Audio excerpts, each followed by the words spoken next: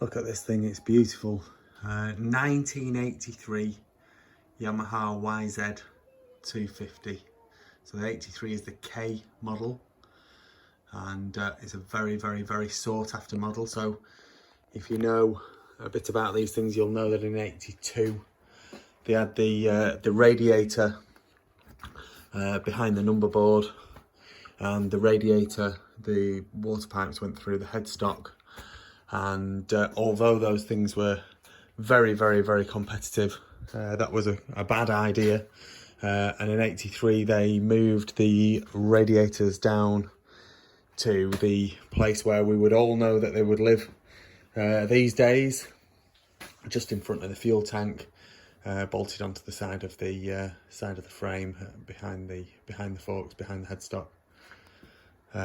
This one looks in particularly nice condition, so it looks as though it's not been abused.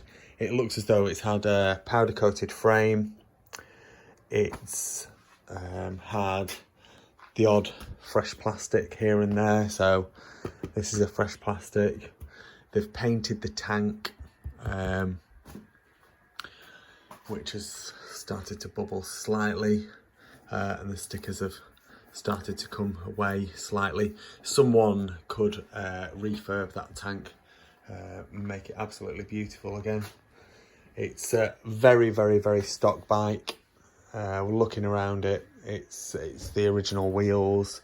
It's the original shock, which back in the day, probably in the 80s, it had Race Tech revalve the shock, which will have made it great. It's a very good company, Race Tech. The fuel smells. So this bike was one of the first bikes that I bought for this particular container. So it's been sat in California for a couple of months, at least a couple of months, and then it's been on the container for 2.5 months. And I just thought, oh, the fuel's going to be horrendous. So I opened the fuel cap, and it smells sweet as a nut, like blows your head back. So I turned the fuel on. I'm going to give it a go, see if it'll fire up with that fuel. I'll try and get this on camera. So the spark test, see that is sparking lovely. Obviously the engine turns over when the plug is in there. There's plenty of compression. The forks look lovely. The chrome on the tops of the forks look lovely. The air bleeders at the top, which back in the day they'll have used for putting extra pressure in there, nice. Someone at some point has polished the lowers of the forks, which is a nice thing. The front brake plate, which is a twin leading shoe, which is a very sought after mod for some of the older bikes. Could do with a little bit of a clean up, but that's something minor. Someone's put the wrong front number plate on this bike. This is off a more modern bike. It's not the right one, so that will be something that if you change that will be a good idea. Couple of dents in the pipe, so that's on a seam, so it's probably not going to blow out very easily. So I mean, it will still be rideable with that, but it'd be a nice thing to get a new pipe for that. You can probably put you in touch with someone who can source one of those for you, or has one in stock maybe. The engine's looking good. Like I say, it turns over and it's got a spark. The kill switch works. The clutch feels nice. The front brake needs adjusting up. The rear brake works. Looks to be the stock American silencer. And yeah, it's a lovely bike, which has obviously been used over the years, but it's been well looked after and well maintained, I would say. So let's. I've not jacked the bike up to do the gearbox test, but let's just do that now. We've got the bike jacked up, so it's in neutral now. First gear, back up into neutral. Second gear, third gear, fourth gear, fifth gear, top of the gearbox. She's turning over very easily because the plug's not in. I'll stick that back in a second. 4th gear, 3rd gear, 2nd gear, and then that's back into neutral. I'm gonna see. Never flipping works this. I'm gonna see if she'll fire up without cleaning the carb.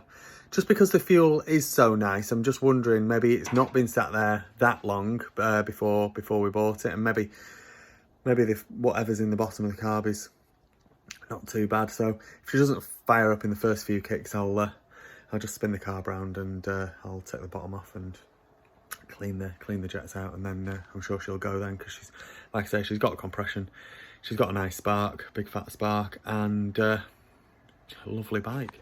Right, let's give her a whirl then. Chokes on. Oh, let's put the spark plug back in, eh? The spark plug's now successfully installed in the bike.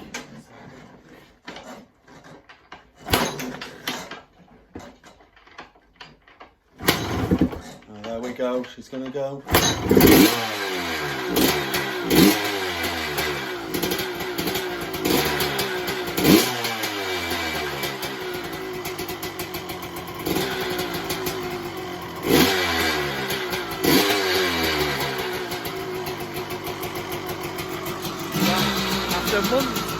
After months of sitting there, transit on the way to the UK, not even clean the carb, and fired up first,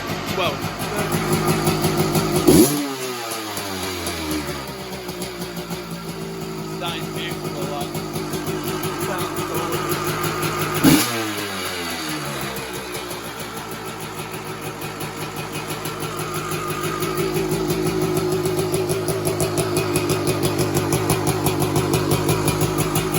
Two-stroke loveliness.